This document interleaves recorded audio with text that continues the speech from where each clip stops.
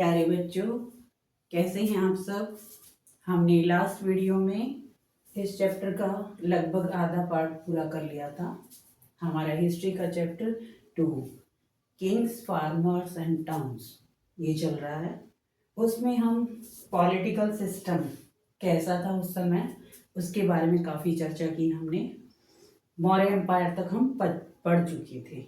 Maurya empire में जो सबसे बड़ा एम्पायर रहा और उसमें अशोका जो सबसे ग्रेट किंग और सबसे महान राजा कहे जाते हैं, उसके बारे में थोड़ा सा दे रखा है कि मौर्य एम्पायर इतना स्ट्रॉन्ग कैसे बना कि अफगानिस्तान में और बलूचिस्तान से लेकर उड़ीसा तक इतना बड़ा एरिया उनके नियंत्रण में था और सेंट्रलाइज्ड गवर्नमेंट थी। तो क्या ऐसी क्वालिटी थी कि वो इतना बड़ा साम्राज्य चला पाए। पहले तो मैंने बोला था इसकी डेट ज़रूर याद रखना। क्या डेट थी, फिर से रिपीट कर रही हूँ, ऑपोजिट काउंटिंग करना। 321 321 BCE में मौर्य एम्पायर एस्टेब्लिश हुआ था। किसने एस्टेब्लिश किया था? चंद्रगुप्त मौर्य ने। उस टाइम की हमें बहुत सारे रिटन रिकॉर्ड, इंस्क्रिप्शंस, बुक्स, बहुत सारी ऐसी चीज़ें मिली जिससे हमें मौर्य एम्पायर के बारे में बहुत कुछ पता चला। रिटन रिकॉर्ड में जैसे चंद्रगुप्त मौर्य के जो गुरु थे और बाद में उनके मंत्री भी बने, एडमिनिस्ट्रेटिव ऑफिसर भी बने, मंत्री भी बने, कौन थे? चाणक्य। उनकी जो बुक थी अर्थशास्त्र, उससे हमें काफ़ी कुछ जानकारी मिली। और साथ में चंद्रगुप्त मौर्य के एम्बेसडर, इनके दरबार में जो ग्रीक एम्बेसडर थे, उनकी बुक इंडिका, उससे भी हमें बहुत कुछ पता चला। अशोक के इंस्क्रिप्शन का तो हम जिक्र कर ही चुके हैं और उसकी वजह क्या थी कि उनमें जो इंस्क्रिप्शन में जो दो लैंग्वेज यूज हो रही थी, दो स्क्रिप्ट, खरोष्टी और कौन सी थी? ब्राह्मी। मैं ये बार बार सब चीजें इसलिए रिपीट कर रही हूँ कि आपको पूरी याद हो जाए, क्योंकि चैप्टर की स्टार्टिंग भी इसी से हो रही है कि खरोष्टी और जब ब्राह्मी स्क्रिप्ट डिसिफर हो गई, जब समझ में आ गई, तो उसके बाद इस पूरे टाइम ड्यूरेशन को पढ़ना हिस्टोरियंस के लिए जानना बहुत आसान हो गया। तो आप इस चीज को बार बार रिपीट करते जाएंगे, बोलते जाएंगे तो याद हो जाएगा। मौर्य एम्पायर में दिया कि अशोका इतना पावरफुल राजा कैसे बना। He founded Maurya empire became powerful by Chandragupta Maurya with guidance of Chanakya, strong centralised administrative, large and well organised army, efficient tax system. अब यहाँ पे पॉलिटिकल सिस्टम में क्या क्या क्वालिटी है वो बताई जा रही है। पहली चीज, किसने फाउंडर कौन थे? चंद्रगुप्त मौर्य। सेकंड, चाणक्य, जो उनके जिन्होंने गाइडेंस दी थी, उनके सपोर्ट से कैसी गवर्नमेंट बनाई? Centralised government. इसके बाद वेल ऑर्गेनाइज्ड आर्मी, जिसका हमने पढ़ा 6 पार्ट में, सब पार्ट में डिवाइड थी वो। और आगे है एफिशिएंट टैक्स सिस्टम। सब कुछ टैक्स से है बच्चों, बिना रेवेन्यू के कुछ हो ही नहीं सकता है। Land revenue mains source. अब रेवेन्यू का सबसे बड़ा सोर्स क्या था? लैंड रेवेन्यू, लैंड से जो अर्निंग होती थी। Control over important trade routes, capital eight Pataliputra, insured political control. मतलब ट्रेड रूट पे भी उनका कंट्रोल था। जो जो ट्रेड हो रहे थे हम उसमें पढ़ेंगे आगे। टाउन्स का जहाँ जिक्र हो रहा है टॉपिक, वहां पे ट्रेड के बारे में बताया गया है, तो उन सब पे भी कंट्रोल था। और इनकी कैपिटल क्या थी? पाटलिपुत्र। इस पे अपने आप में ही लॉन्ग क्वेश्चन आ जाता है बच्चों, इसीलिए मैंने इसको फिर से इंपॉर्टेंट पॉइंट्स के साथ मैं इसको समझा रही हूँ। मैंने इसको समझाया। Rise of Ashoka, grandson of Chandragupta Maurya, extended empire through conquest, most important event Kalinga war. ये हमने डिस्कस किया, आप लोगों को पहले से भी पता ही होगा कि कलिंगा वॉर, उड़ीसा का जो एरिया है उसको कंट्रोल करने के बाद ही जो अशोक है उसका मन बहुत विचलित हुआ, बहुत दुखी हुआ। उसके बाद से ही उसने युद्ध की जो नीति है उसको छोड़ दिया और धम्म की नीति को अपना लिया। अशोका धम्म पॉलिसी मेन प्रिंसिपल्स। अब आप बार बार अशोका का धम्म पढ़ते हैं, ये वर्ड आएगा, इस पे क्वेश्चन भी बन जाएगा कि अशोका का धम्म क्या था। तो वहाँ कुछ पॉइंट्स हैं जो आप याद रखना। Non violence, ahimsa, respect for elders and teachers, kindness to animals, religious tolerance, welfare of the people. अब यहाँ पे समझने की बात है बच्चों कि यहाँ धम्मा के नाम से आप ये समझ सकते हैं, दिमाग में धर्म के नाम से वर्ड आ जाएगा कि किसी पर्टिकुलर रिलीजन की बात कर रहे हैं। ऐसा नहीं है, वो किसी पर्टिकुलर रिलीजन की बात नहीं कर रहे हैं, वो ह्यूमन काइंड की, मानवता की बात कर रहे हैं कि आपको अपने एल्डर्स, अपने टीचर्स की रिस्पेक्ट करनी चाहिए, अपने जो अंडर काम कर रहे हैं उनको सपोर्ट करना चाहिए, और सोसाइटी में शांति बनाए रखने में इसका बहुत बड़ा रोल है। साथ में उन्होंने एनिमल्स के लिए भी कहा कि एनिमल्स के लिए भी हिंसक प्रवृत्ति आपकी नहीं होनी चाहिए। आगे बढ़ते हैं। Ashokan inscriptions addict known as Ashokan edict written on the rocks and pillars across the empire written in Brahmi, Kharoshti, Greek and Aramaic script। आप ये याद रखना, अब यहाँ पे पूछा जाता है, मैंने बताया कि ये लॉन्ग क्वेश्चन में बन जाएगा तो आपको एक एक पॉइंट एक्सप्लेन करना है। ब्राह्मी और कौन सी थी इसमें, खरोष्टी का तो हम जिक्र कर ही चुके हैं। इसके अलावा इसके इंस्क्रिप्शंस, इसीलिए बेटा ज़्यादा समझ में आया, ज़्यादा जानकारी मिली। इसके इंक्रिप्शन किस किस लैंग्वेज में, Brahmi, Kharosthi, Greek and Aramaic. Aramaic और ग्रीक, इनमें भी इनके इंस्क्रिप्शंस मिले हैं, क्योंकि हम आगे पढ़ेंगे जैसे मौर्य एम्पायर खत्म हुआ और सीई का टाइम आया, फर्स्ट सेंचुरी, सेकेंड सेंचुरी, उस टाइम पे इंडो ग्रीक जो है इंडिया के नॉर्थ वेस्ट पार्ट में रूल कर रहे थे, और वो पहले ही आ चुके थे। इंडो ग्रीक जैसे हमने पढ़ा चंद्रगुप्त मौर्य के टाइम पे ही सेल्यूकस निकेटर जो है नॉर्थ वेस्ट पार्ट पे रूल कर रहा था, जब चंद्रगुप्त मौर्य ने उसको हराया था युद्ध में, तो वहां पे वो इंस्क्रिप्शन।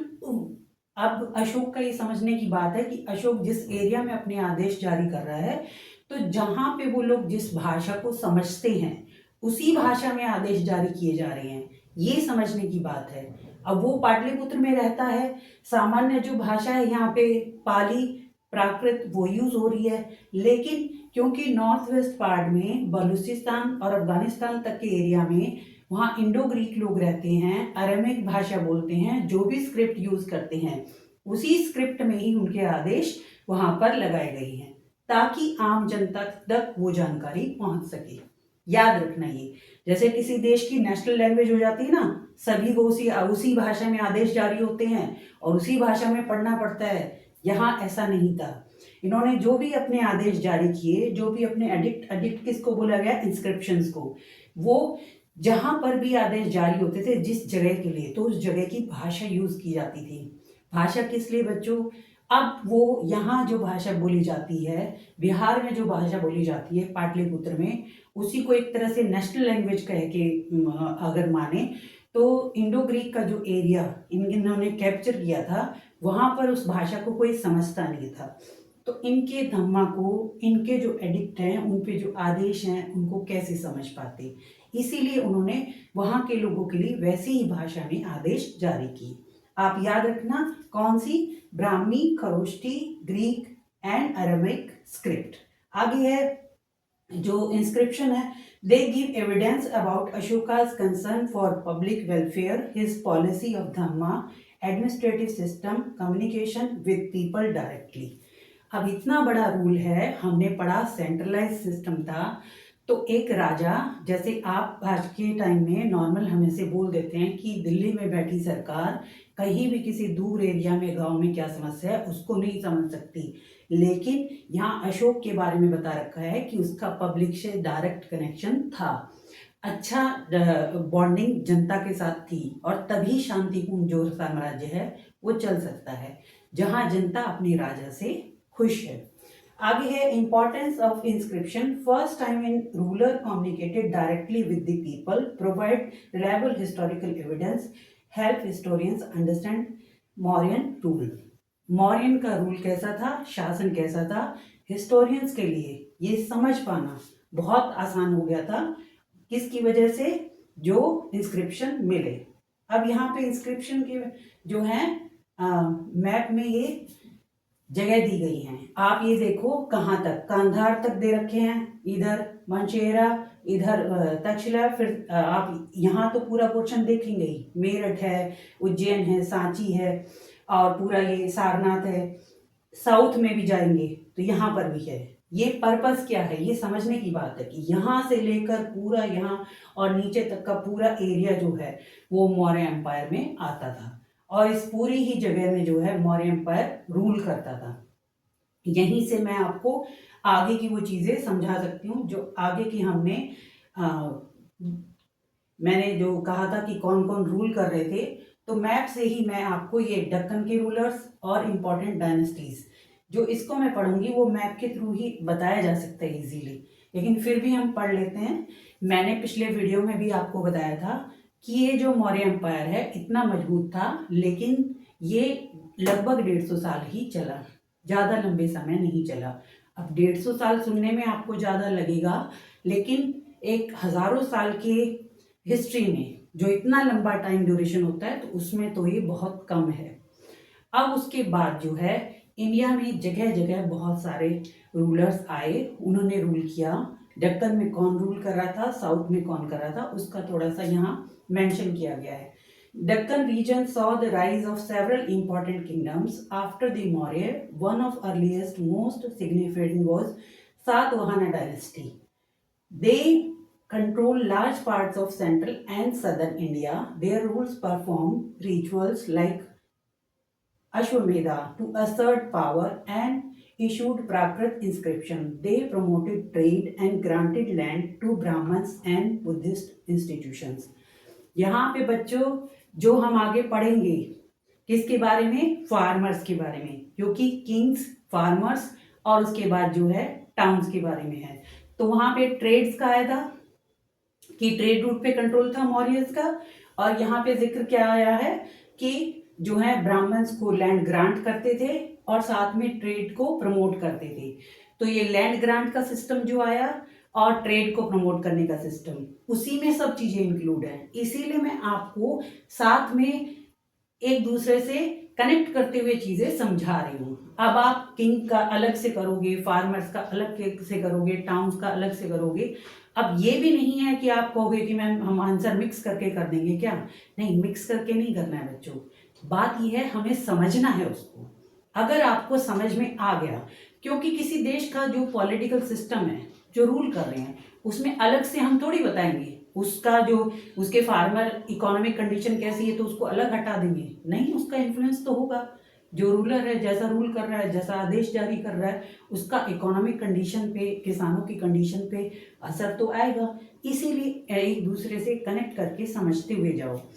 इसमें क्या बताया गया कि ये रूल कर रहे थे तो साथ में अपने साम्राज्य को बढ़ाने के लिए क्या क्या कर रहे थे। पहला, अश्वमेध यज्ञ, आपने सुना होगा। अश्वमेध यज्ञ क्यों किया जाता है, ताकि अपने एरिया को और ज्यादा बढ़ाया जा सके, जब यज्ञ करके घोड़ा छोड़ा जाता है। और उसके साथ साथ क्या करते थे, प्राकृत में, ये भी अपने प्राकृत में इंस्क्रिप्शंस जारी करते थे। इस नेक्स्ट जो है ट्रेड, और साथ में लैंड ग्रांट्स। लैंड ग्रांट्स का सिस्टम बहुत ही इंपॉर्टेंट है, क्योंकि ये लैंड ग्रांट का सिस्टम इसी टाइम पे शुरू हुआ था। किसी को दान में जो है भूमि देना, ब्राह्मण्स को देना, मंदिर में देना, जैसे बुद्धिस्ट इंस्टीट्यूशन है उनको देना, दान में जो भूमि की शुरुआत हुई उसके पीछे कई रीजन रहे। उसको हम फार्मर्स वाली लाइफ जो है उसमें समझेंगे। आगे बढ़ते हैं। The idea of divine kinship, Devaraja became important where rulers were considered god like the strength authority। यहाँ पे इंपॉर्टेंट अब क्या है कि इन्होंने अपने आप को गॉड रूलर, मतलब गॉड का रिप्रेजेंटेटिव खुद को प्रेजेंट किया जनता के सामने, कि जो ईश्वर है उसके रिप्रेजेंटेटिव हैं हम। उन्होंने ही हमें इस जगह पे रूल करने के लिए भेजा है, देवों के प्रिय हैं। तो आप ये देखिए, ये सब इन राजाओं को क्यों करना पड़ रहा है, देव राजा जैसी उपाधि क्यों देनी पड़ रही है। ये इसलिए देनी पड़ रही है क्योंकि अशोक की तरह इतने स्ट्रांग, इतने पावरफुल आर्मी वाले नहीं थे। जब ऐसा राजा स्ट्रांग ना हो तो उसको अपनी स्ट्रांगनेस बनाए रखने के लिए और दिखाने के लिए कुछ ना कुछ ऐसे काम करने पड़ते हैं। उसी के लिए लैंड ग्रांट का सिस्टम शुरू हुआ, क्योंकि लैंड ग्रांट्स जब दी जाएगी लैंड किसी को दान में, चाहे वो ब्राह्मण्स को दी जाए, मंदिर में दी जाए, बुद्धिस्ट को दी जाए, तो वो लोग, वो कम्युनिटी उनके साथ आएगी। लोग खुश होंगे कि राजा कितना अच्छा है, धार्मिक कार्यक्रम के लिए भूमि दान में देता है, तो राजा की इमेज अच्छी बनेगी और जनता उनके साथ आएगी। आप समझिए इन चीज़ों के पीछे पर्पस होता है।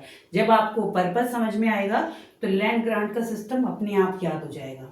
फार्मर्स की कंडीशन वहीं से ही बदली जब लैंड ग्रांट का सिस्टम शुरू हुआ।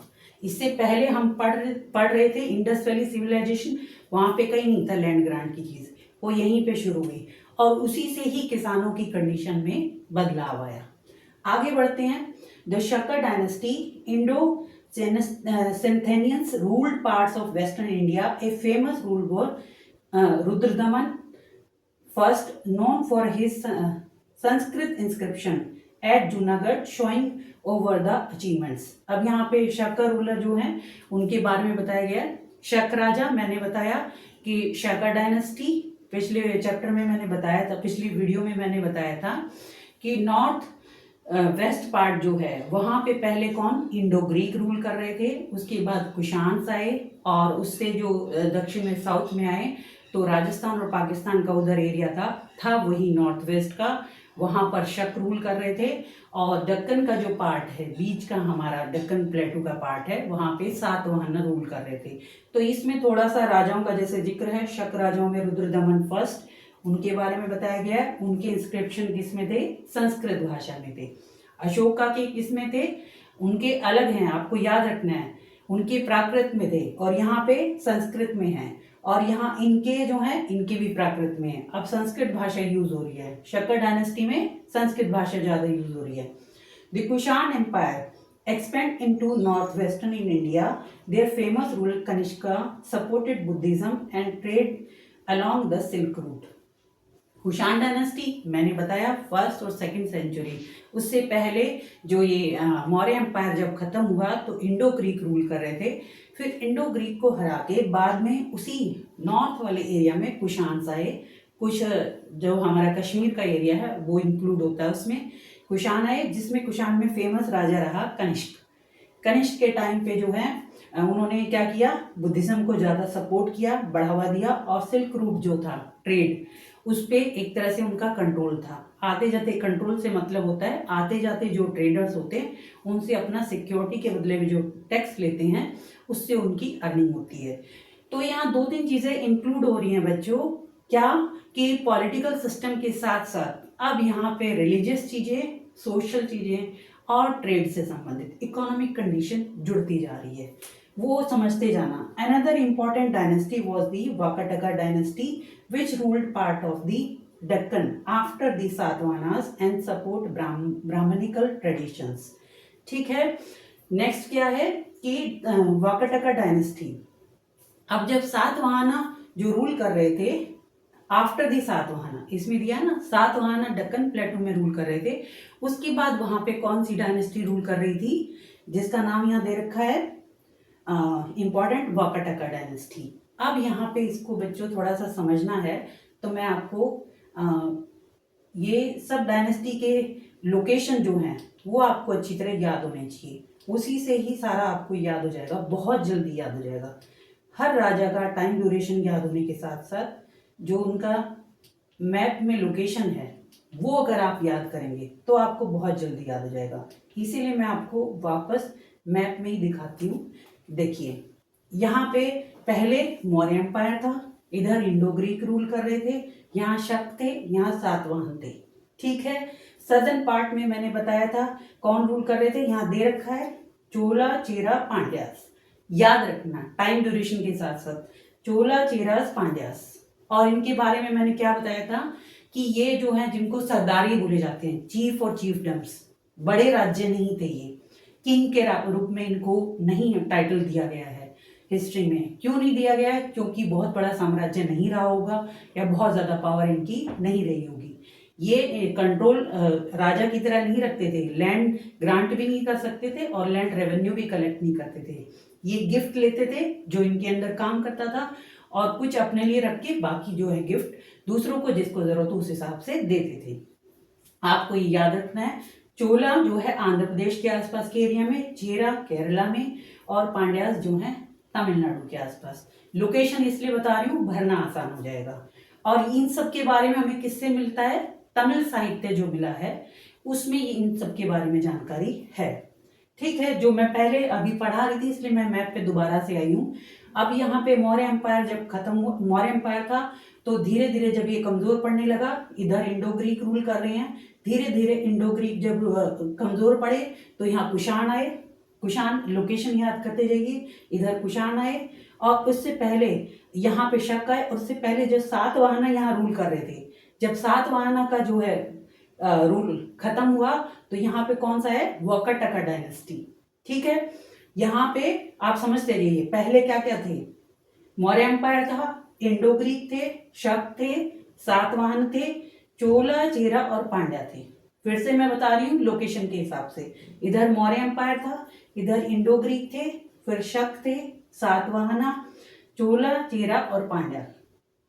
फर्स्ट सेंचुरी तक आते आते ये साम्राज्य कमजोर पड़ने लगे। उसके बाद यहाँ पे धीरे धीरे थर्ड और फोर्थ सेंचुरी तक आते आते तो यहाँ पे आ गए थे गुप्ता डायनेस्टी। यहाँ पूरे में गुप्ता डायनेस्टी आई, और इधर कौन से आए, कुषाण, कुषाण राजा, इधर शक, और यहाँ पे कौन आ गए थे, वाकाटका। सातवाहना के बाद कौन आ गए थे, वाकाटका। इनके बारे में अब थोड़ा सा जो मैं बता रही हूँ कि मैप इसी से है, इंस्क्रिप्शन के साथ साथ एक ही मैप से बहुत कुछ समझा जा सकता है। हमने जो पढ़ा कि जो अलग अलग जो राजा आए, इससे पहले मौर्य एम्पायर में सेंट्रलाइज गवर्नमेंट थी, लैंड रेवेन्यू था, ट्रेड रूट पे कंट्रोल था। यहाँ ये जब राजा आए तो इन्होंने रूल्स थोड़े से चेंज किए। पहली चीज लैंग्वेज की, उनकी प्राकृत भाषा थी, जैसे हमने और में पढ़ा, कुछ ने राजाओं ने अपनी संस्कृत शुरू की, कुछ ने वहाँ पे जो है अपनी इधर भाषा अलग अलग जो है वो शुरू की। संस्कृत के साथ साथ पाली है, प्राकृत है, उसका यूज हो रहा है। दूसरी चीज क्या यूज हुई, अब यहाँ लैंड ग्रांट की जाने लगी। लैंड ग्रांट करने का पर्पस क्या था, मैंने आपको बताया कि क्योंकि ये राज्य जो हैं कमजोर थे, ये इतने बड़े साम्राज्य कंट्रोल नहीं कर पा रहे थे, या हो सकता है इनके पास लैंड रेवेन्यू इतना ज़्यादा नहीं आता है, इनकी सेना इतनी मजबूत नहीं है, यानी एम्बिशियस ऐसे राजा जैसे कि पाटलिपुत्र में या मौर्य एम्पायर के टाइम पे देखे गए वैसे नहीं रहे होंगे। इसीलिए इन्होंने जनता को खुश करने के लिए खासकर रिलीजियस ग्रुप को, जिसमें बुद्धिस्ट जो थे मॉन्क, उनको और साथ में ब्राह्मण को मंदिर में जो है लैंड ग्रांट की जाने लगी, जिससे जनता उनसे खुश हो। अगला जो है, जैसे कुशानास के बारे में बताया है कि उन्होंने अपने आप को गॉड का रिप्रेजेंटेटिव बताया जनता की नजरों में, उसका पर्पस भी बच्चों यही था। अब देखिए चंद्रगुप्त मौर्य है, अशोक है, उनको ये सब बताने की जरूरत नहीं थी, क्योंकि उन्होंने अपने काम से ही राज्य को इतना कंट्रोल किया था, और साथ में धर्म का प्रचार करके जनता को खुश रखा था, जनता से डायरेक्ट कनेक्शन रखा था, तो बॉन्डिंग इतनी अच्छी थी और सेना इतनी मजबूत थी, तो किसी तरह की इनसिक्योरिटी डर नहीं था। इनमें वो इनसिक्योरिटी डर था कि हम कभी भी कमजोर पड़ गए तो दूसरे राजा हमारे ऊपर अटैक करके हमें कंट्रोल कर लेंगे। इसीलिए जो है ये सब काम शुरू किया गया। किस चीज का, लैंड ग्रांट करने का, और किस चीज का, जो संस्कृत टेक्स्ट है उनको बढ़ावा दिया गया, क्योंकि संस्कृत जो है पढ़े लिखे ग्रुप की थी, तो जो पढ़ा लिखा ग्रुप है चेंज जो सोच लाता है सोसाइटी में, उसमें वो शामिल होता है। तो ज्ञानी जो थे, पंडित जो थे, ब्राह्मण जो थे, वो संस्कृत भाषा ही यूज करते थे, तो संस्कृत इंस्क्रिप्शन इसमें ज्यादा मिले। अगला क्या है, गोल्ड कॉइन्स। बच्चों गोल्ड कॉइन्स के बारे में बात करें तो सबसे पहले शुरुआत इंडिया में इंडो ग्रीक्स ने ही की थी। गोल्ड कॉइन्स की शुरुआत उन्होंने की थी, उसके बाद कुषाण राजाओं ने की। कनिष्क का, जिसमें उसमें बुक में कनिष्क राजा की पिक्चर भी दी गई है। कॉइन्स के कैसे करते थे, पंचमार्क कॉइन्स होते थे, एक तरफ राजा की पिक्चर होती थी, दूसरी तरफ किसी किसी में देवता के रूप में उनको बताया दिखाया जाता था, और किसी में राजा का नाम मेंशन होता था। अब आप देखिए, जब राजा की पिक्चर होगी, राजा का नाम मेंशन होगा, तो वो सब चीजें, राजा का जो आदेश है, इंस्क्रिप्शन जो जारी होते थे, यहाँ पे इंस्क्रिप्शन धन से रिलेटेड काम थे, आदेश वैसे जारी होते थे कि इस राज्य में क्या होना चाहिए। उस भाषा को, उस स्क्रिप्ट को पढ़ के हम समझ सकते हैं कि राजा अब यहाँ क्या आदेश जारी कर रहा है, कहाँ लैंड ग्रांट की जा रही है। लैंड ग्रांट में भी आदेश होते थे, कैसे कि जिस एरिया में किसी राजा ने लैंड ग्रांट की कि दान में ये जमीन दी जा रही है, इस गांव की जमीन इस गांव की जमीन जो है राजा ने दान में दे दी है, तो वहां एक आदेश जो है राजा का लगाया जाता था जिससे ये पढ़ पाए और सब समझ पाए आगे तक के लिए भी कि राजा ने ये जमीन जो है इस ग्रुप को या इस गांव को या यहाँ के मंदिर को दान में दे दी है। उसकी मैंने बताया था राजाओं में अब इनसिक्योरिटी आई, इसीलिए तो आदेश दिखाने पड़ रहे थे कि देखो हमने ये जमीन दान में दी है। तो दान में देने के कई पर्पस थे, मैं आपको बताती हूँ। पहला पर्पस तो मैंने बताया इनसिक्योरिटी ही थी, जिससे वो जनता को खुश करना चाहते थे, लोगों को अपने साथ लाना चाहते थे। दूसरा ये था, शुरुआत में लैंड जो ग्रांट की जाती थी वो लैंड जो है ऐसी लैंड थी जिसपे ज्यादा वर्क, खेती, एग्रीकल्चर नहीं होता था। वो मंदिर के लिए दान देते थे, ब्राह्मण्स को दान देते थे। तो वो ये कहते थे कि आप इस पे जो चाहे उगाओ, जो चाहे मिनरल्स इसमें लाओ, वो आपका होगा। हम उसमें से सिर्फ मतलब अपना टैक्स लेंगे, बाकी सब कुछ आपका होगा, आप इस पे जो चाहे काम करें। तो उससे क्या था, इससे राजा की जमीन अपने आप ही बढ़ जाएगी एग्रीकल्चर के लिए, माइनिंग के लिए, क्योंकि जब आपको वो जमीन मिलेगी तो आप उसका बड़ा अच्छा पर्पस के लिए यूज करेंगे। चाहे आप बड़ा कोई मंदिर बनाएं, चाहे वहां पे आप खेती शुरू करें, चाहे वहां माइनिंग का काम शुरू करें, जो भी होगा उसमें राजा को फायदा है। धीरे धीरे वो लैंड ग्रांट इतनी ज्यादा बढ़ने लगी थी कि उन्होंने फिर गांव में की कई कई गांव की जमीन, बहुत बड़े लेवल पे जमीन जो दान में दी जाती थी, उसका पूरा अधिकार उन्हीं को दे दिया था। और वहां से प्रथा शुरू हुई सामंतों की। सामंतों का जरूर याद रखना बच्चों, क्योंकि किसानों और सामंतों से ही अब पूरा फार्मर्स का जो टॉपिक है वो वहीं से ज्यादा शुरू होता है। कैसे शुरू होता है, जब जब राजा कमजोर पड़े उन्होंने जमीन दान में दी और कुछ नहीं राजाओं ने, सामंतों ने अपने कंट्रोल में कर ली। तो सामंतों का जैसा सिस्टम था, सामंतों ने जैसे समाज को चलाया, वैसे ही फार्मर्स की जिंदगी बनती चली गई। अब सामंती प्रथा तो आप सुनते ही होंगे, लेकिन फिर भी मैं बता देती हूँ, ये जितने भी राज्य धीरे धीरे कमजोर पड़े, जब तीसरी और चौथी सेंचुरी तक आते आते जब गुप्ता एम्पायर यहाँ पर स्टेब्लिश हुआ, उस समय पे जो हमने पढ़ा कुषाण है, शक है, पहले यहाँ सातवाहन थे वो खत्म हो गए, उसके बाद यहाँ वाकाटका डायनेस्टी आई। तो उस समय तक जो है गुप्ता एम्पायर में भी, गुप्ता एम्पायर काफी बड़ा था, गुप्ता एम्पायर में भी पूरी तरह एम्पायर जो है सेंट्रलाइज नहीं था। जगह जगह पे सामंत जो हैं वो अपनी जमीन पे रूल करते थे, अपने अकॉर्डिंग वो लैंड रेवेन्यू लेते थे, अपने अकॉर्डिंग उस एरिया में काम करते थे। जो गुप्ता एम्पायर में जो राजा आए, अलग अलग राजा जो आए, वो उन सामंतों पे एक तरह से निर्भर हो गए थे। वो उन सामंतों से ही टैक्स लेते थे, सामंतों के साथ अच्छी बॉन्डिंग बना के रखते थे। क्या होता था, अगर उनसे नहीं अच्छी बनती थी तो सामंत कोई बहुत ज्यादा पावरफुल हो गया तो छोटे राजा को हरा के वो खुद राजा बन सकता था, या कोई जो राजा है जो इतना पावरफुल नहीं रहा वो हार गया तो वो एक सामंत की ही पोजीशन पे आ जाता था। अब जहां पे राजा इतना कमजोर हो गया है और सामंत इतने पावरफुल हो गए हैं कि वो राजा को भी हरा के उस राज्य के राजा बन सकते हैं, तो वहां पे फार्मर्स की कंडीशन कैसी होगी? क्यों? क्योंकि वहां पॉलिटिकल इंस्टेबिलिटी आ गई, वहां पे इनसिक्योरिटी आ गई, लैंड को कंट्रोल करने वाली चीज सबसे ज्यादा आ गई। अब सामंतों पे ये हो गया कि लैंड को सबसे ज्यादा कंट्रोल हमारा होगा। अब लैंड पे कंट्रोल कौन सी वाली लैंड पे कंट्रोल होगा? फर्टाइल लैंड पे, क्योंकि वहीं से सारा रेवेन्यू आता है। तो फर्टाइल लैंड पे कौन आते हैं? फार्मर्स। फार्मर्स जो खेती करते हैं। अब फर्टाइल लैंड पे फार्मर्स का कंट्रोल ना होके सामंतों का कंट्रोल होगा तो फार्मर्स की कंडीशन कैसी हो जाएगी? आप खुद सोचिए। तो ऐसे इंटरकनेक्ट करके समझेंगे तो बहुत जल्दी याद हो जाएगा। आगे बढ़ते हैं। मैंने बताया सामंतों की कंडीशन, उसके बाद यहीं से फार्मर्स की कंडीशन भी आती है बच्चों। फार्मर्स के बारे में जैसे हम समझेंगे, मैंने बताया कि फार्मर्स जो हैं सामंतों के कंट्रोल में आ गए थे। कंट्रोल से मतलब क्या है कि जो सामंत हैं उनके अकॉर्डिंग ही इनको काम करना पड़ता था, और सामंत जैसा चाहते थे, जितना टैक्स चाहते थे उतना ही टैक्स किसानों को देना पड़ता था।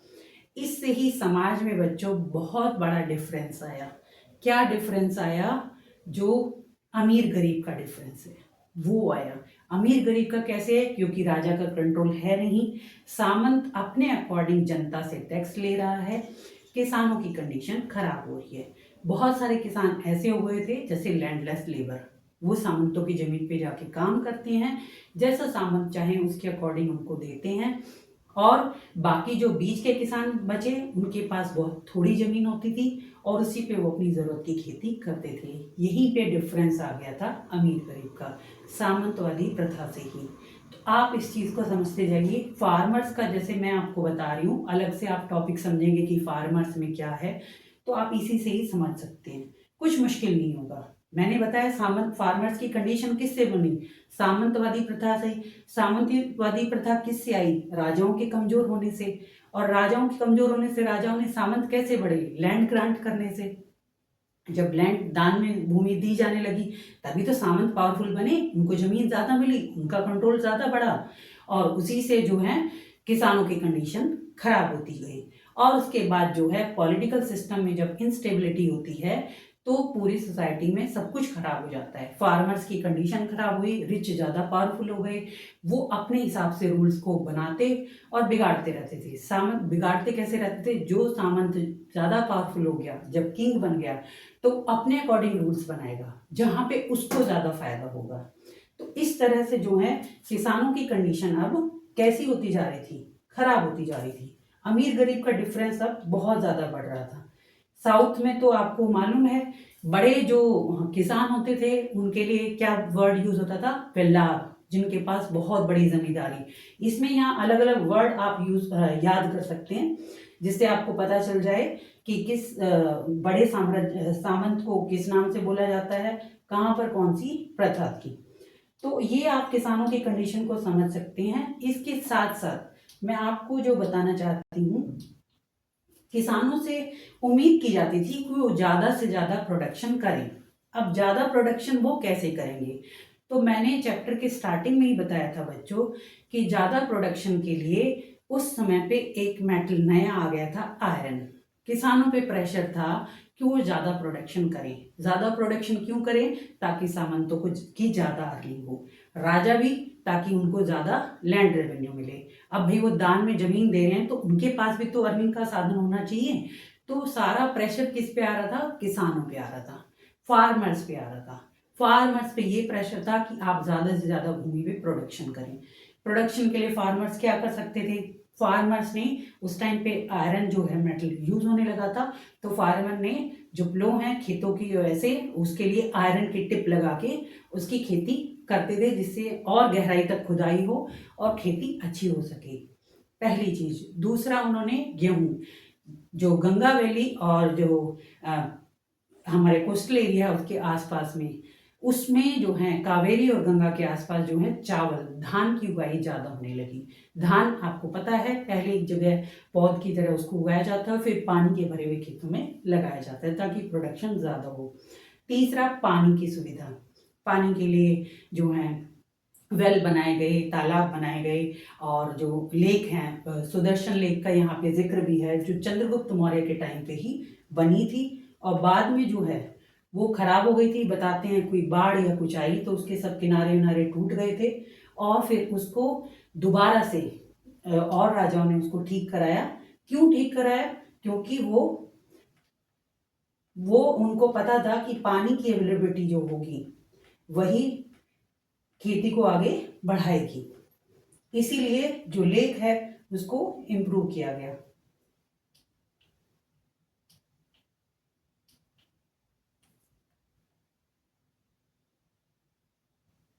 आगे बढ़ते हैं। मैं फार्मर्स की कंडीशन के बारे में बता चुकी हूँ। यहाँ हमने दक्कन के रूलर्स का पढ़ा। इससे आगे बढ़ते हैं। ये मैंने बताया जैसे कॉइन्स जारी किए जाते थे, अपने आप को राजा जो है ऐसे खुद की पिक्चर लगाता था, एक तरफ भगवान की लगाता था, या फिर अपने जो आदेश जारी किए जाते थे उनको लिखता था। अब फार्मर्स की कंडीशन पे जैसे मैंने अभी जिक्र किया है, फार्मर की कंडीशन कैसी हो गई थी। Agriculture was the main occupation in early historic India. ये जो टाइम ड्यूरेशन है आपको पता ही है, इसी टाइम ड्यूरेशन की बात हो रही है, 600 BCE to 600 CE। use iron tools like plowshares helped in clearing forest and increasing production. Fertile genetic plains supported high agriculture output and surplus. ठीक है, आयरन टूल यूज होने लगा, ज्यादा सरप्लस जो है खेती होने लगी। अब मौर्य एम्पायर तक जो थे, जहाँ जब महाजनपद थे या मगध जब बड़ा एम्पायर था तब तक तो ठीक था ये सब, अच्छी तरह चल रहा था। लेकिन इंडिया में ही अलग अलग जगह जब अलग अलग राजा आ गए तो अपनी पावर को लेके जो गेम शुरू हुआ, अर्निंग के साधन सिर्फ फार्मर से ही थे। लैंड से जो रेवेन्यू आता था, सबसे बड़ा सोर्स अर्निंग का वही था। ट्रेडर से था लेकिन वो इतना बड़ा नहीं था, सबसे ज्यादा वही था। इसलिए किसानों पर ही ज्यादा बोझ पड़ा। सामंती व्यवस्था की वजह से और ज्यादा बोझ पड़ा। आगे है farmers life. Like farmers lived in the village and depended on the monsoon and irrigation. They paid land revenue tax, usually about 1/6 of the produce, to the state. Rural society had inequality, small peasants, laborers, and wealthy landholders. मैंने जो बताया था, क्या हुआ था कि अब किसान जो हैं कितना परसेंट, ये देखो 1/6 ऑफ प्रोड्यूस, अपने कमाई का 1/6 उनको लैंड रेवेन्यू देना पड़ता था। उसके साथ साथ जैसे जैसे सामंत पावरफुल हुए तो और भी ज्यादा टैक्स दिया जाने लगा।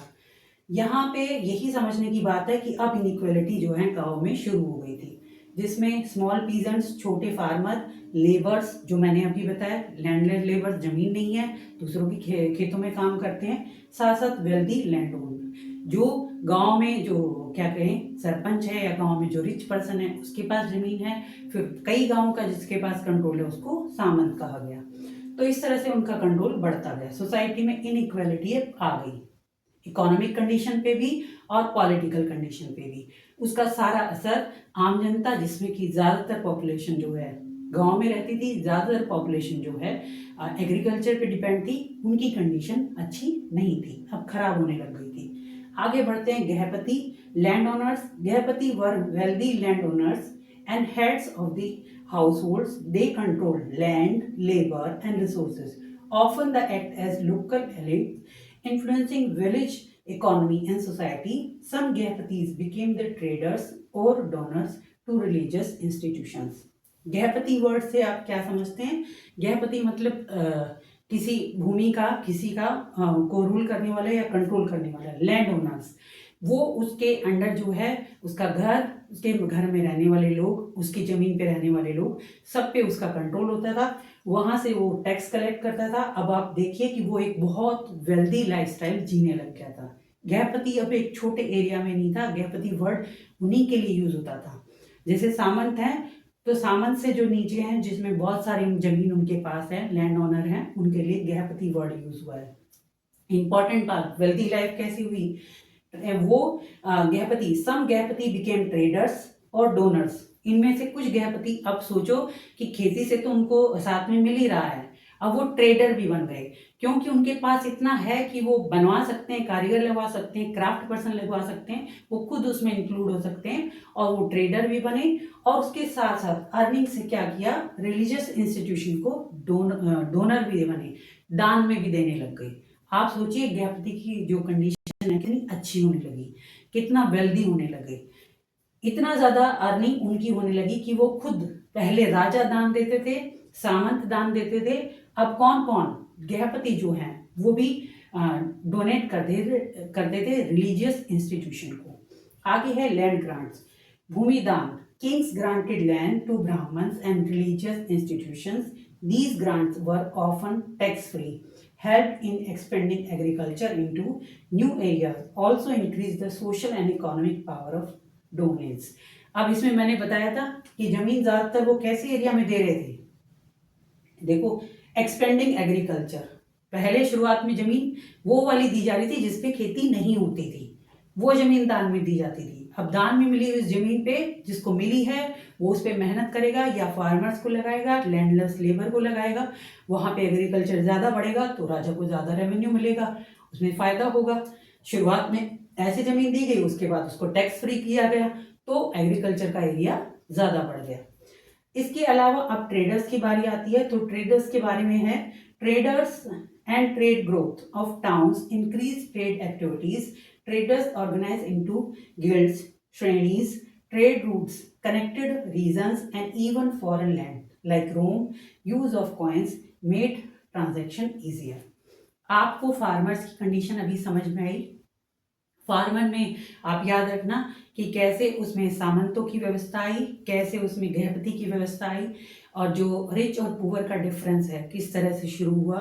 गुप्ता टाइम में जो है एक एग्जाम्पल दे रखा है कि उस समय जो गुप्त हमारे राजा थे उसमें चंद्रगुप्त सेकंड, उनकी बेटी जो है उनकी शादी वाकाटका के यहाँ हुई और उनकी बेटी प्रभावती गुप्त, उन्होंने भी लैंड ग्रांट की है, जिसका उसमें एग्जाम्पल दिया गया है। साथ में उन्होंने बॉक्स में अलग से जानकारी दी है कि जो जमीन दान में दी तो वो आदेश प्रभावती गुप्त ने जो जारी किया उसमें दे रखा है कि उस जमीन से जो भी कुछ मिलेगा, चाहे उसमें गोल्ड आपको माइन से मिले, कुछ भी मिले, वो सारा कंट्रोल वहाँ के लोगों का होगा जिनको दान दे दी गई है। अब राज्य का उस पर कोई कंट्रोल नहीं होगा।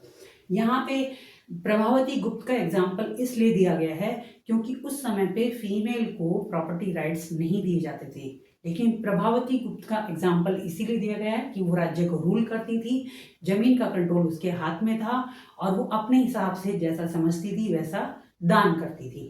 याद रखना आप, चंद्रगुप्त सेकंड की बेटी थी प्रभावती गुप्त, जिनकी वाकाटका, जो कि हमने पढ़ा दक्कन प्लेटू में रूल करते थे, वहां पे शादी हुई थी और पूरी लैंड का कंट्रोल उसके हाथ में था और वो लैंड ग्रांट करती थी। किसानों का मैंने बताया, फार्मर्स को जो है आयरन के टूल्स यूज करने से प्रोडक्शन ज्यादा बढ़ा। इसके साथ साथ वो जो है पैडी, धान की खेती करने लगे और उसके साथ साथ उन्होंने क्या किया, वाटर की अवेलेबिलिटी के लिए जो है ज़्यादा वेल, कुएं, तालाब सब बनाने लगे और राजा और सामंत भी उसमें ध्यान देने लगे, जिसमें एग्जाम्पल दे रखा है सुदर्शन लेक का, जो चंद्रगुप्त मौर्य के टाइम पे बनाई गई थी। बताते हैं बाढ़ की वजह से या किसी वजह से उसके सारे किनारे टूट गए थे और उसको फिर से ठीक कराया गया था। क्यों कराया गया था आप समझ सकते हैं, किसानों को, क्योंकि मानसून पे सारी खेती डिपेंड थी, तो अगर मानसून अच्छा नहीं हुआ तो पानी की समस्या किसानों को ना आए, खेती खराब ना हो, उसके लिए उस पर वर्क किया जा रहा था। ये थी फार्मर की कंडीशन। इसमें कुछ राजाओं के बारे में दे रखा है, जैसे यहाँ पे मैंने बताया कि चंद्रगुप्त सेकंड, उनकी बेटी प्रभावती के बारे में बताया गया है। साथ में गुप्ता एम्पायर के बाद जो एम्पायर आया, फिर उसके बाद जो हमारा था मगध, मगध से जो है कन्नौज में जो शिफ्ट हो गया, पावर का शिफ्ट, गुप्त एम्पायर के बाद जो हर्षवर्धन राजा रूल कर रहे थे वो कन्नौज में कर रहे थे। अब हमारी शिफ्टिंग, आप शिफ्टिंग देखते जाइए मैप में, बिल्कुल मैप से मैं ऐसे करती हूँ तो मेरे दिमाग में मैप की ही इमेज आती है। जब मैं हाथ इधर करती हूँ तो वेस्टर्न साइड की बात है, ये सेंट्रल है, ये ईस्ट है, तो आप भी ऐसे ही बिल्कुल मैप की इमेज दिमाग में रहेगी तो बहुत जल्दी होगा।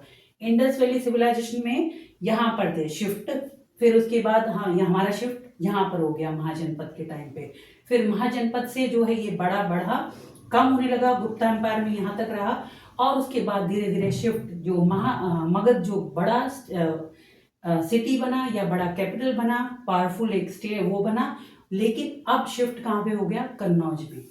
हर्षवर्धन जो है वो कन्नौज पे ही रूल करता था, उस समय कन्नौज एक बड़ा कैपिटल बना, एक पावरफुल सेंटर बना।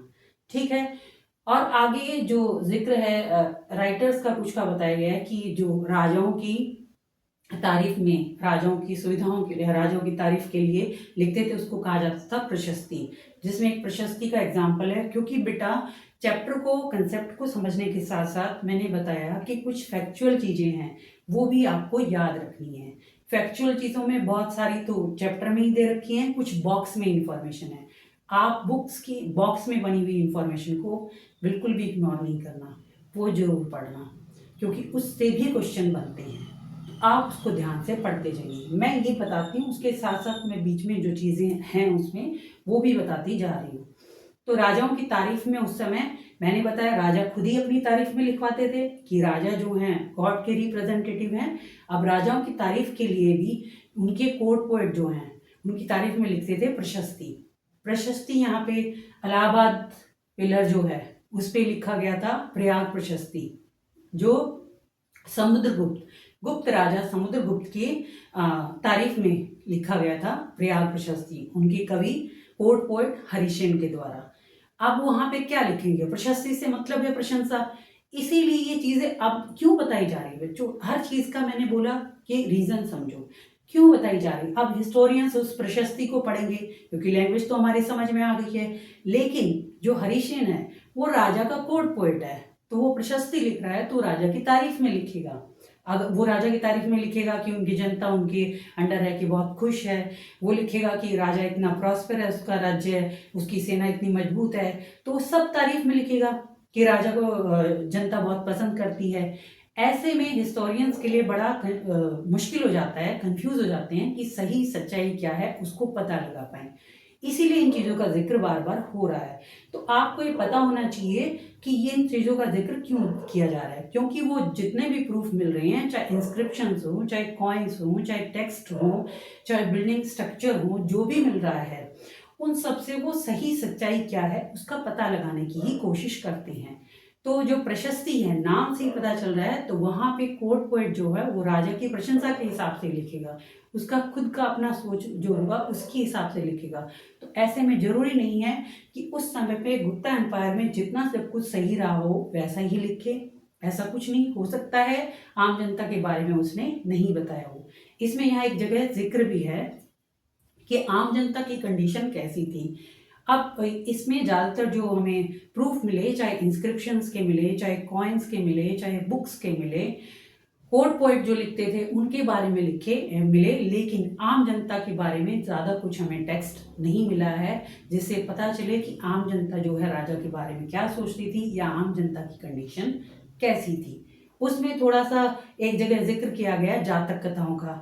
जातक कथाओं में बताया गया है कि एक जातक कथा में जिक्र किया गया कि राजा जो है एक बार रात को निकल पड़ा अपने जनता में जानने के लिए कि क्या समस्या है। तो जनता में लोग बताने लगे कि मतलब दिन में तो राजा के आदमी हमें लूटते हैं टैक्स के रूप में, रात को आके चोर चोरी करते हैं, तो जनता उनसे परेशान है, जनता दुखी है। उसमें से बहुत सारे जो फार्मर्स हैं, आम किसान जो हैं, वो खेतों को ज़मीन तो उनकी रही नहीं, छोड़ छोड़ के जो हैं जंगलों में चले जाते हैं, और जो रहते हैं उन पे बहुत ज़्यादा प्रेशर रहता है प्रोडक्शन का। ये थोड़ा सा ये पता चलता है कि आम जनता की कंडीशन अच्छी नहीं थी। दूसरा जो आदिवासी हैं या जो घुमक्कड़ हैं उनके बारे में तो कोई रिकॉर्ड मिल ही नहीं रहा कि उनको राजा कैसे हैंडल करते थे, उनसे टैक्स लेते थे या नहीं लेते थे, उनके एरिया पे कंट्रोल था या नहीं था, उसके बारे में ज़्यादा कुछ नहीं पता चल रहा है। अब ट्रेडर्स का है, तो ट्रेडर्स में बड़े ट्रेड सेंटर, वो मैंने पहले भी चैप्टर के स्टार्टिंग में भी बताया था, बड़े ट्रेड सेंटर वेस्ट से ही स्टार्ट होके हमारे जैसे तक्षशिला एजुकेशन का ही सेंटर बना, वहाँ से गांधार से होते हुए अब यहाँ पे मगध है, पाटलिपुत्र है, इधर हमारे आता है उज्जैनी है, फिर जो है कोस्टल एरिया के पास हैं, तो कई ट्रेड सेंटर बने, बड़े बड़े फेमस सेंटर बने। अब यहाँ पे ट्रेड सेंटर से दो तीन चीज़ें आप समझना कि ट्रेडर्स जो थे, सबसे पहली बात ट्रेडर्स के साथ टाउन वर्ड इंक्लूड किया गया है, क्योंकि ट्रेडर्स जो हैं बड़े बड़े रिच व्यापारी जो हैं वो शहरों में ही रहते थे, और बड़े बड़े शहर जहाँ होंगे तो व्यापारी अपने साथ अपने एरिया में जहाँ रहेंगे वहाँ उसका अच्छा इंफ्रास्ट्रक्चर हो, अच्छा काम हो, खूब प्रोडक्शन हो, तो क्राफ्ट पर्सन वहाँ आएंगे, उनके अंडर रह के क्राफ्ट पर्सन काम करेंगे, खूब सारा प्रोडक्ट, चाहे वो टेक्सटाइल के फील्ड में हो, मसाले हो, जिस चीज़ का भी वो ट्रेड करते थे उसको लेना, पैकेजिंग करना, बेचना, सब कुछ करना, तो उनके लिए उनके पास बहुत सारे कारीगर होते थे, गोल्ड स्मिथ भी होते थे, जो वुड का काम करते थे वो भी होते थे, तो शहरों में वो सब कारीगर उनको मिल जाते थे। शहर बहुत अच्छे प्रॉस्पेरस थे, बहुत अच्छी शहरों की लाइफ के बारे में बताया गया है। प्रॉस्पेरस किस वजह से थे, क्योंकि प्रोडक्शन जो हो रहा था किसी भी चीज़ का, उसका ट्रेड बहुत अच्छा था। ट्रेड बच्चों दोनों ही रूट से हो रहा था, लैंड रूट से भी हो रहा था और सी रूट से भी हो रहा था। लैंड रूट से जो है हमारे वेस्ट साइड से अफगानिस्तान से होते हुए आगे तक मिडिल ईस्ट और यूनान तक, और सी रूट से जो है इधर अरेबियन सी से, और इधर जो है साउथ ईस्ट एशिया में जो है बे ऑफ बंगाल से यूनान तक उनके सामान की बहुत डिमांड रहती थी। इंडिया से क्या क्या सामान जो है ट्रेड में आ जाता था, टेक्सटाइल का है, मसाले हैं, स्पाइसेस हैं, उसके साथ जो और चीज़ें जो यहाँ स्पेशल जो प्रोडक्ट जो मोती और ये सब बनते थे, महंगी कीमती ज्वेलरी हैं, ये सब सामान जो बनता था उसकी डिमांड बहुत ज़्यादा रहती थी, स्पेशली मसालों की तो बहुत ही ज़्यादा रहती थी। गोल्ड के जो मेटल बनने लगे, गोल्ड की जो ज्वेलरी बनने लगी, उसकी भी डिमांड बहुत ज़्यादा थी। तो वो धीरे धीरे मतलब ट्रेडर्स इस तरह से रिच होते जा रहे थे। अब ट्रेडर रिच होंगे तो ट्रेडर्स जो हैं अपने शहर को अच्छा बनाएंगे, ट्रेडर्स उसके साथ साथ जो हैं उनको उनके अंदर जो काम करते हैं उनको भी हेल्प करेंगे, अर्निंग ज़्यादा होगी और जिससे वो शहर प्रॉस्पेरस बनेंगे। इसी वजह से इसको गोल्डन पीरियड कहा जाता है, क्योंकि शुरुआत से ही एग्रीकल्चर में भी अच्छी प्रोग्रेस हुई। 1200 साल का टाइम है बच्चों, ऐसे मत सोचना। उसमें बीच बीच में धीरे धीरे वो डिक्लाइन हुआ। जब हम 600 सीई में आए तो उसके बाद धीरे धीरे ये चीज़ें डिक्लाइन होती चली गई। गुप्ता एम्पायर में आप ये याद रखिए, बेशक सामंतों का कंट्रोल था, लेकिन सबसे ज़्यादा गोल्ड कॉइन्स जो हैं वो गुप्ता एम्पायर में ही जारी हुए थे।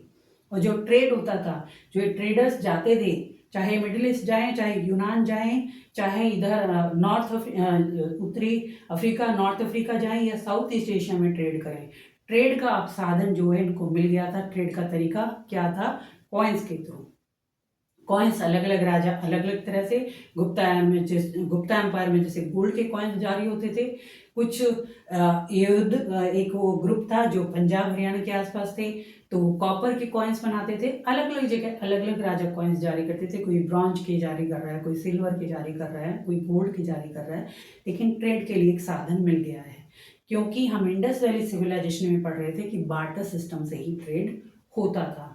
शहरों में बताया कि बहुत अच्छी लाइफ थी, बहुत सारे ऐसे प्रीशियस मेटल, प्रीशियस सामान मिलते थे, चाहे उसमें बर्तन हो, चाहे उसमें ज्वेलरी हो, चाहे उसमें रहने का लाइफस्टाइल हो, वो सब ऐसा रिच और वेल्दी लाइफस्टाइल दिखता था। शहरों में ऐसे प्रूफ मिले हैं। और इसी वजह से ट्रेडर्स जब इतने रिच हो रहे थे तो राज्य को तो फायदा होना ही था। और क्योंकि ट्रेडर्स जो हैं अब बड़े लेवल पे काम कर रहे हैं तो उनको अपना ग्रुप बनाना बहुत ज़रूरी था। ट्रेडर्स में यहाँ दो तरह के बनेंगे, एक जो ट्रेड करता है व्यापारी खुद की, उसके अपने ग्रुप जिसको श्रेणी या गिल्ड कहते थे। दूसरा जैसे आप कहते हैं ना कि जो वर्कर हैं उनकी भी अपनी श्रेणी बनती थी। वर्कर्स भी यूनाइट होके मिलके, जैसे कोई मटके बनाने वाला है, इकट्ठे अपने एक ग्रुप बनाया और एक साथ वो मिलके काम करते हैं, तो उससे उनका खुद भी बहुत फायदा होता है। तो गिल्ड और श्रेणी बना के वो काम करते थे, जिससे उनकी अर्निंग काफ़ी ज़्यादा होती थी। तो ट्रेड हमारा जो है वो अर्निंग का बहुत बड़ा साधन बन गया था। सी रूट से भी ट्रेड हो रहा था, लैंड रूट से भी ट्रेड हो रहा था, और शहर बहुत प्रॉस्पेरस हो चुके थे क्योंकि प्रोडक्शन अच्छा खासा हो रहा था, और हमारे सामान की जो है यूनान तक डिमांड भी बहुत अच्छी थी। तो आप इस चीज़ से समझ सकते हैं कि हमारे यहाँ का पॉलिटिकल सिस्टम कैसा था, फार्मर्स की कंडीशन कैसी थी, और टाउन्स कैसे थे। टाउन्स जो मैंने बताया कि ट्रेडर्स की वजह से, क्राफ्ट्स पर्सन की वजह से जो है इतने ज़्यादा वेल्दी और रिच थे। और राजा जो बड़े बड़े साम्राज्य रहे वहाँ गोल्ड कॉइन्स भी जारी किए, तो गोल्ड कॉइन्स ऐसे ही नहीं जारी करेंगे, उनकी खुद की इकोनॉमिक कंडीशन बहुत अच्छी रही होगी, तभी गोल्ड कॉइन्स जारी किए। अब आपको मेरे हिसाब से ये चैप्टर समझ में आ गया होगा। एक बार आप फिर से इसको बुक में पढ़िएगा। चैप्टर की एंड में जो डेट्स दी गई हैं उसका थोड़ा सा ध्यान रखिएगा, एक बार उससे गो थ्रू हो जाइए और एक दो बार इसको फिर से सुनिए, तो आपको समझ में आ जाएगा कि ओवरऑल ये चैप्टर बताना क्या चाह रहा है। पॉलिटिकल सिस्टम के बारे में, सोशल सिस्टम के बारे में और इकोनॉमिक सिस्टम के बारे में, तीनों के बारे में बड़ी अच्छी तरह बताता है, और 1200 साल की टाइम को बताता है बच्चों। आसान नहीं है, और सबसे बड़ी बात ये 1200 साल में इसमें बहुत सारा चेंज आया है। इंडस वैली सिविलाइजेशन में जो हमने मैच्योर पीरियड पढ़ा था, तो उसमें राजा बार बार नहीं बदल रहे थे, कंडीशन बार बार नहीं बदल रही थी। यहाँ बार बार अलग अलग एम्पायर आ रहे हैं। सातवाहना है, उससे पहले, उसके बाद वाकाटकाज हैं साउथ में, इधर जो है इंडो ग्रीक हैं, फिर उसके बाद जो है कुषाण हैं, इधर शक हैं, इधर जो है पहले 16 महाजनपद आए, उसके बाद मुगल अपने आप में बहुत बड़ा एक स्टेट बना, इसके बाद मौर्य एम्पायर आया, गुप्ता एम्पायर आया, उसके बाद कनौज बड़ी राजधानी बनी।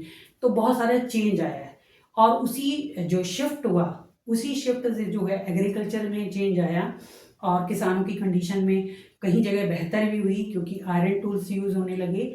आयरन टूल्स में भी बच्चों ये बताया गया है कि ज़्यादातर जो गंगा वैली के आसपास का है वहाँ के लोग आयरन टूल्स यूज़ करना जानते थे।